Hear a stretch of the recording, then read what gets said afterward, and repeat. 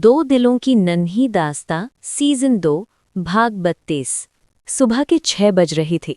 पूरे घर में हल्की हल्की सूरज की रोशनी फैल रही थी, लेकिन रायचंद हाउस का बेबी आने सोने का नाम ही नहीं ले रहा था।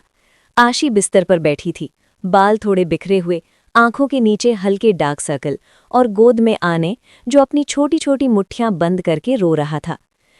श्श बेटा, मम्मा यहीं है। आशी प्यार से उसे झुलाती है, लेकिन रोना और तेज हो जाता है। तभी दरवाज़ा खुलता है और अनिरुद्ध अंदर आता है, हाथ में दूध की बोतल और आंखों में नींद। आशी, मैंने तो कहा था रात को मुझे जगा लेना। आशी थकी हुई आवाज में बोली।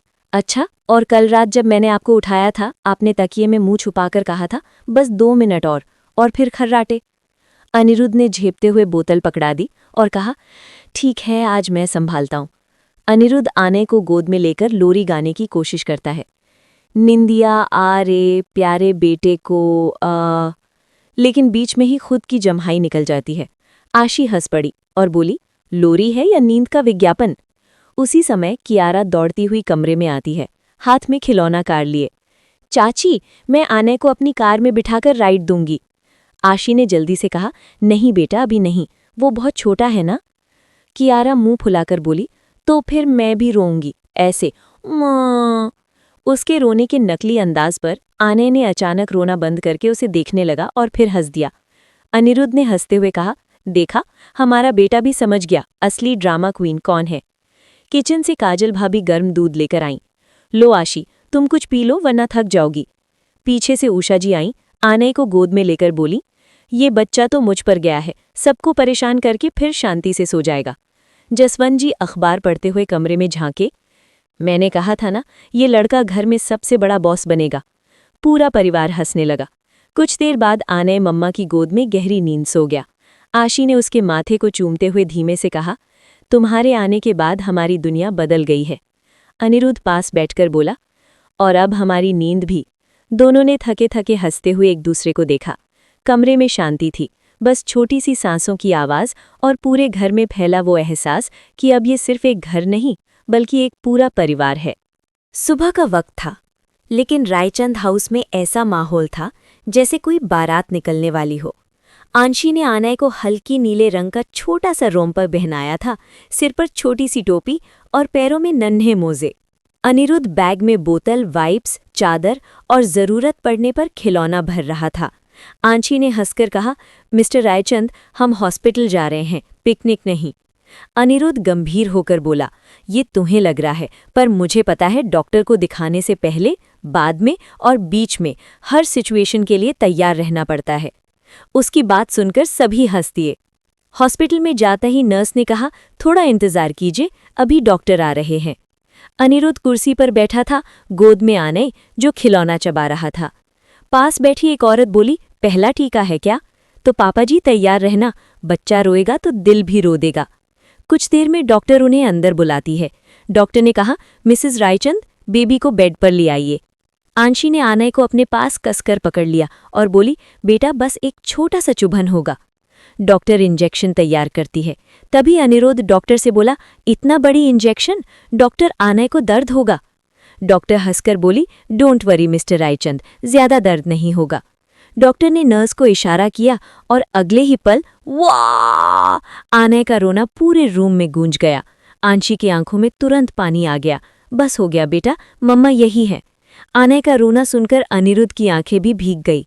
अनिरुद्ध पास आकर बोला, लो देखो, पापा भी यही हैं, चलो पापा की गोद में आओ। लेकिन आनय ने मुंह घुमाकर साफ मना कर दिया। डॉक्टर हंसते हुए बोली, लगता है पापा को अभी माफी मांगनी पड़ेगी। घर लौटते समय आनय सो चुका था। अनिरुद्ध ने उसकी उंगलियां पकड़कर कहा, तुम्हें दर्द हुआ होगा ना, काश ये दर्द मैं ले पाता। अब ये हमारा रोज का रूटीन होने वाला है, कभी टीका, कभी बुखार, कभी चोट, लेकिन साथ में हंसी मस्ती और ढेर सारा प्यार भी। आशी बोली, और ढेर सारे डायपर भी, अनिरुद्ध बोला, और दोनों हंस पड़े। गाड़ी घर के सामने रुकी। आशी थकी हुई लेकिन चेहरे पर हल्की मुस्कान लिए आनय को अपनी गोद में सुलाए उतरी। अनिरुद्ध ने जल्दी से बैग उठाया और दोनों साथ में घर की ओर बढ़े। जैसे ही मेन गेट पार किया, दरवाजे पर खड़ी 2 परछाइयां साफ दिखीं। आशी के कदम वहीं थम गए। उसकी आंखें चौड़ी हो गईं। वो घबराते हुए बोली, युवराज? अनिरुद्ध ने माथे पर बल डालते हुए देखा, मिसेस ठाकुर। उसके स्वर में हैरानी से ज्यादा गुस्सा था। इशिका ठंडी मुस्कान के साथ आगे बढ़ी। Hello, mister Raichand. उसकी नज़र सीधे आशी की गोद में सोए हुए आने पर गई। लगता है छोटू मम्मा के साथ आउटिंग पर गया था। आशी ने सहज होते हुए बच्चे को और कसकर पकड़ लिया। आप दोनों यहाँ क्या कर रहे हैं? अपने बच्चे से मिलने आया हूँ आशी। अब अपने बेटे से मिलने के लिए मुझे किसी से पूछने की जरूरत थोड़ी है। युवी मुस्कुराकर बोला। तुम्हारा नहीं, हमारा बेटा है ये। युवी ने हाथ में पकड़ा एक सफ़ेद लिफाफा आगे बढ़ाया। ये तुम्हारे लिए है, लीगल नोटिस। अनिरुद्ध ने झपट कर लिफाफा लिया, खोला और कुछ सेकंड तक चुप खड़ा रहा। फिर उसने सख्त आवाज में कहा, ये क्या बकवास है? इशिका ने बेफिक्री से कहा, बकवास नहीं, बस अपना हक लेने आए हैं।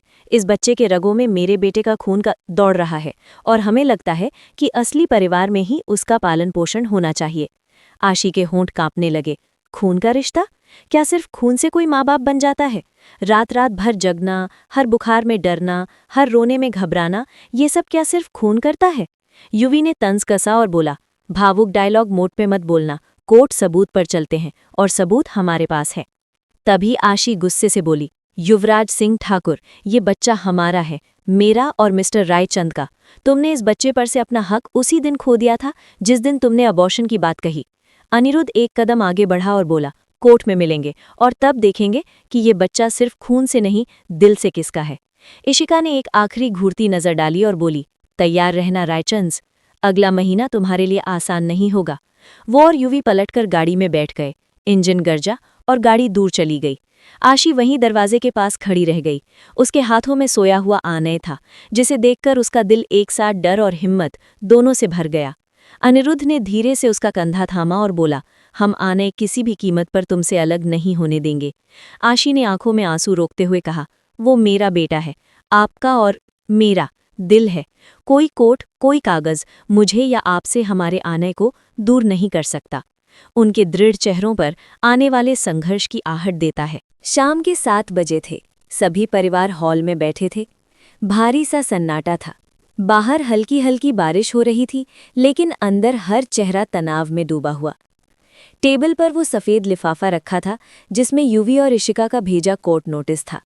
अनिरुद्ध एक हाथ में फाइल पकड़े खिड़की के पास खड़ा था, जबकि जसवंत जी सोफे पर गंभीरता से बैठे थे। उषा जी धीरे से बोली, अनी, हमें ये सब कोर्ट कचहरी में खींचने की ज़रूरत है क्या? ये बच्चा छोटा है, ये सब इसके लिए ठीक नहीं। अनिरुद्ध ने मुड़कर जवाब दिया, मॉम, यही तो वजह है कि ये लड़ाई हमें लड़नी पड़ेगी। अगर आज चुप रहे तो कल ये लोग फिर आएंगे और शायद उस वक्त हम कुछ न कर पाएं। आशी जो कोने में आनय को गोद में लिए बैठी थी, चुपचाप सुन रही थी। उसकी आंखें लाल थीं और हाथ अनजाने में बच्चे को और कसकर पकड़ रहे थे। काजल भाभी आगे बढ़ी और आशी से बोली, आशी, तुम चिंता मत करो, हम सब हैं तुम्हारे साथ। जसवंत जी ने अनिरुद्ध की तरफ देखा और कहा, बेटा, आगे क्या करना है? अनिरुद्ध ने फाइल खोली और ठंडे लेकिन दृढ़ स्वर में बोला, हम आनय का लीगल अडॉप्शन पेपर कोर्ट में डालेंगे। हॉस्पिटल के रिकॉर्ड्स, प्रेगनेंसी की मेडिकल फाइल्स और युवराज के पुराने मैसेज सबूत के तौर पर रखेंगे। हम उनकी कस्टडी रिक्वेस्ट को चैलेंज करेंगे, ये साबित करके कि वो बच्चा कभी उनके देखभाल में नहीं रहा। कियारा जो चुपचाप सब देख रही थी, अचानक आशी के पास आकर बोली, चाची, क्या वो लोग आनय को ले जाएंगे? आशी का गला भर आया। उसने कियारा को गले लगा लिया। नहीं बेटा, कोई भी मेरे बेटे को मुझसे अलग नहीं कर सकता। उषा जी ने आशी के पास बैठते हुए उसका हाथ थामा। बेटा, ये घर सिर्फ ईंटों और पत्थरों से नहीं बल्कि रिश्तों से बना है, और हम अपने रिश्ते को बचाने के लिए जो भी करना पड़े करेंगे। अनिरुद्ध उनके पास आकर धीरे से बोला, आशी, डरना मत, ये सिर्फ तुम्हारा नहीं, मेरा भी बच्चा है, और मैं अपने बच्चे के लिए किसी भी हद तक जाऊंगा। आशी ने उसकी आंखों में देखा। गुस्सा, प्यार और सुरक्षा का अटूट वादा, सब एक साथ था। बाहर बारिश की बूंदें तेज हो जाती हैं। तूफान बस आने ही वाला है। सुबह 10 बजे फैमिली कोर्ट का बड़ा हॉल।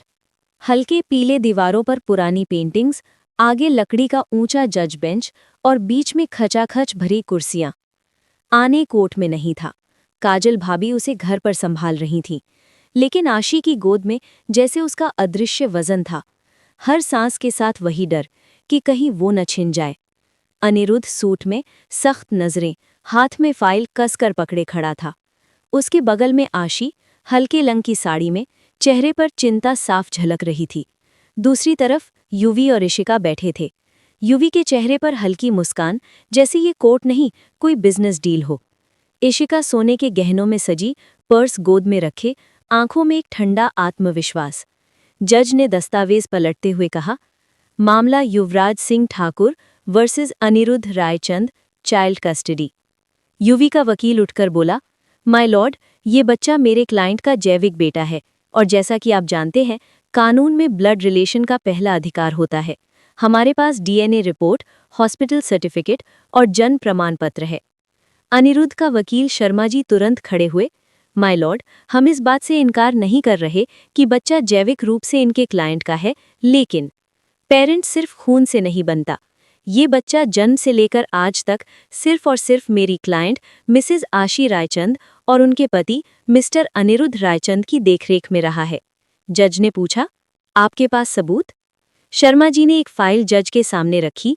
माय लॉर्ड, इसमें है बच्चे के सारे मेडिकल रिकॉर्ड्स, वैक्सीन रिपोर्ट्स और मिस्टर युवराज सिंह ठाकुर के पुराने कॉल रिकॉर्डिंग्स जिसमें उन्होंने इस बच्चे के अबॉर्शन की मांग की थी। आशी का चेहरा सुनते सुनते सख्त हो गया। युवी की मुस्कान एक पल को ठहरी, लेकिन उसने तुरंत जज की तरफ मुड़कर कहा, माय लॉर्ड, हर इंसान गलती करता है, लेकिन अब मैं अपने बेटे के साथ रहना चाहता हूँ। इशिका ने भी मीठे स्वर में कहा, माय लॉर्ड, हम बस ये चाहते हैं कि बच्चा अपने असली परिवार के प्यार में पले बढ़े। अनिरुद्ध ने तेज आवाज में कहा, असली परिवार? वो जो बच्चे के जन्म से पहले उसे मिटाने पर तुले थे? कोर्ट में हलचल मच गई। जज ने हथौड़ा बजाकर सबको शांत किया और कहा, अभी हम दोनों पक्षों के सबूत देखेंगे। अगली सुनवाई में गवाह पेश होंगे। तब तक बच्चे की कस्टडी स्टेटस को में रहेगी, यानी बच्चा फिलहाल मिस्टर और मिसेस रायचंद के पास रहेगा। आशी ने राहत की लंबी सांस ली, लेकिन अनिरुद्ध के चेहरे पर सख्ती बरकरार थी। वो जानता था ये तो बस पहला राउंड था। जैसे ही दोनों कोर्ट से बाहर निकले, युवी उनके पास आकर फुसफुसाया, ज्यादा खुश मत हो, अगली सुनवाई में खेल पलट दूंगा। अनिरुद्ध ने उसकी आंखों में आंखें डालकर कहा, पलटने की कोशिश करना, लेकिन याद रखना, मैं सिर्फ कोर्ट में नहीं, जिंदगी के हर मैदान में जीतने वाला हूँ। एक तरफ गुस्सा और दृढ़ निश्चय, दूसरी तरफ चालाक मुस्कान। जंग अभी बाकी है। शाम का वक्त। एक आलीशान पेंट हाउस जिसकी बड़ी खिड़कियों से शहर की लाइट्स चमक रही थीं। सोफे पर इशिका आराम से वाइन का ग्लास थामे बैठी थी और सामने युवी टहल रहा था, चेहरे पर हल्की झुंझलाहट। इशिका ने ग्लास घुमाते हुए कहा, आज कोर्ट में तुम्हारी एंट्री तो ठीक थी, लेकिन रायचंद बहुत चालाक है बेटा, उसने जज को इमोशनल कर दिया। युवी ने हंसते हुए जवाब दिया, ये तो बस शुरुआत है, अगले हियरिंग में हम ऐसा सबूत देंगे कि रायचंद संभल ही ना पाए। इशिका ने होठों पर हल्की मुस्कान लाई, अब हम फेंकेंगे अपना नया पासा कि वो लोग बच्चे की जिम्मेदारी उठाने के लिए स्टेबल नहीं हैं। बेचारों के पास तो पैसों की तंगी चल रही है, खुद का खर्चा मुश्किल से उठा रहे हैं, इसमें बच्चे का खर्चा कैसे उठाएंगे? युवी उसके पास बैठ गया और बोला, हमें ये साबित करना है कि आनय हमारे साथ ज्यादा सुरक्षित है। इशिका ने उसकी ठुड्डी पकड़कर कहा, याद रखना बेटा, ये सिर्फ एक केस नहीं, ये रायचंद को नीचा दिखाने का मौका है। और बस एक बार बच्चा हमारे पास आ जाए, फिर आशी खुद ब खुद हमारे पास आ जाएगी, क्योंकि मैं ये मौका खोने नहीं दूंगी। बारिश की बूंदें कांच पर पड़ रही थीं, लेकिन उनके चेहरों पर ठंडा, योजनाबद्ध सन्नाटा था। कहानी अभी बाकी है। आगे क्या होगा ये जानने के लिए अगला भाग जरूर देखें। और हाँ, लाइक करो, कमेंट करो और सब्सक्राइब करना मत भूलना। मिलते हैं अगले भाग में, तब तक के लिए बाय बाय।